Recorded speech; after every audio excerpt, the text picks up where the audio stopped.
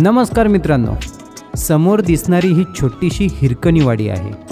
सध्या अलौकिक निसर्ग संपदा येथे अवतरली असून अनेक पर्यटक या स्वप्नवत वाटणाऱ्या वातावरणाचा आनंद घेण्यासाठी खास करून इथे भेट देतात।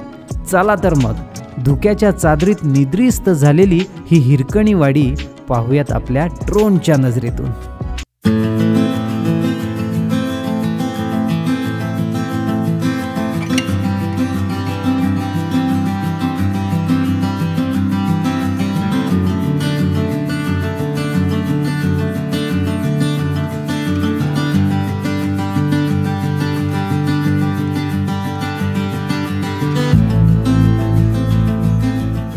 श्रीमान रायगडाच्या निर्माण कालावधीमध्ये अनेक मजदूर हे रात्रंदिवस इथे राबत होते। काही गडावरच राहायचे तर काही गडाच्या पायथ्याशी झोपड्या बांधून राहू लागले। काही सैन्य दलात भरती झाले तर काही मिळेल ते काम करून आपली गुजराण करू लागले। सर्वजण मात्र इथे अगदी गुण्या गोविंदाने नांदत होते।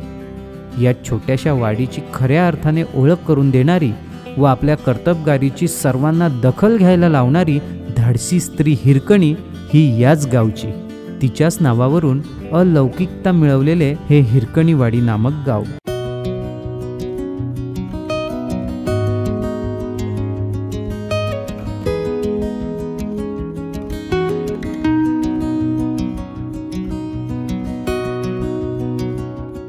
सध्या हिरकणीवाडी येथील वातावरण हे स्वर्गमय असून खास करून जमलेले ढग व गारठा वाढवणारी थंडी अनुभवायला पर्यटक येथे भेट देत असतात। रोज सकाळी 7 ते 10 या कालावधीमध्ये हे वातावरण येथे बघायला मिळते।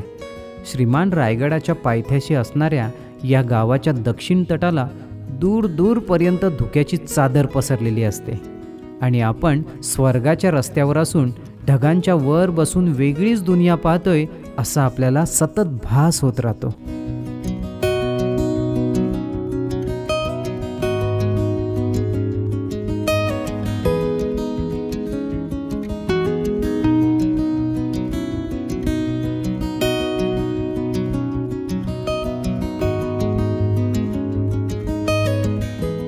श्रीमान रायगड किल्ल्याच्या पायथ्याशी असणाऱ्या या गावाला हिरकणीवाडी हे नाव कसे पडले याच्या मागे एक रंजक कहाणी आहे। या गावात राहणारी हिरकणी नामक स्त्री ही रोज गडावर जाऊन दूध विकण्याचा व्यवसाय करायची व आपले काम आटोपले की ती लवकर घरी परत यायची। एके दिवशी तिला गडावर जाताना थोडासा उशीर झाला, त्यामुळे कामे आटपून परतत असताना गडाचे दरवाजे हे बंद झाले होते।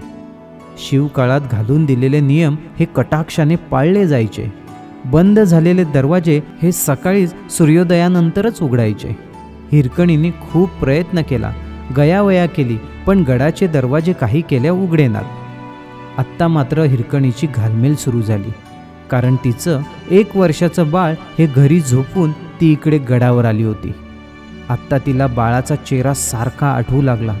ती रडू लागली, दरवाजा खोलण्यासाठी पहारेकरांना विनंती करू लागली, परंतु कोणीच तिचं ऐकलं नाही। अंधार पडू लागला तशी हिरकणीची घालमेल ही वाढू लागली। तिने एक निर्णय घेतला, कडा उतरून जायचा।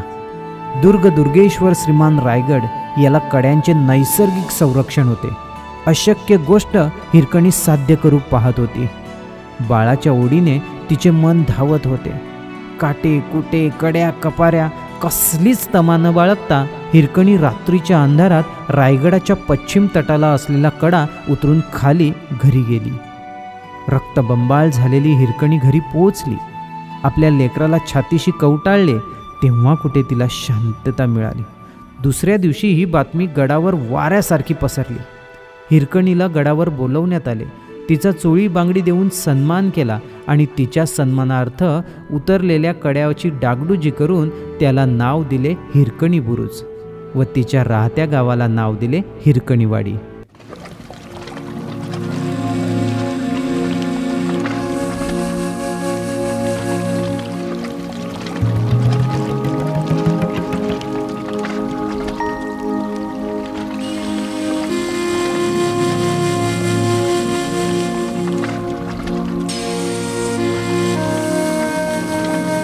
याच गावातून रायगडावर जाण्यासाठी रोपवेची व्यवस्था केलेली आहे. बहुतांशी पर्यटक रायगड किल्ल्यावर जाताना रोपवेचाच वापर करतात. त्यामुळे वेळ आणि श्रम या दोघांची बचत होते. अशा प्रकारे मित्रांनो, आज आपण हिरकणीवाडी हे गाव पाहिले. हे गाव तुम्हाला कसे वाटले व आजचे ड्रोन शॉट तुम्हाला कसे वाटले हे मला कमेंट करून जरूर कळवा. आत्ता आपण या व्हिडिओचा करूयात एंड. भेटूयात पुढील व्हिडिओमध्ये. तोपर्यंत स्वतःची काळजी घ्या. आपल्या चॅनलवरील वेगवेगळे व्हिडिओ पाहत राहा.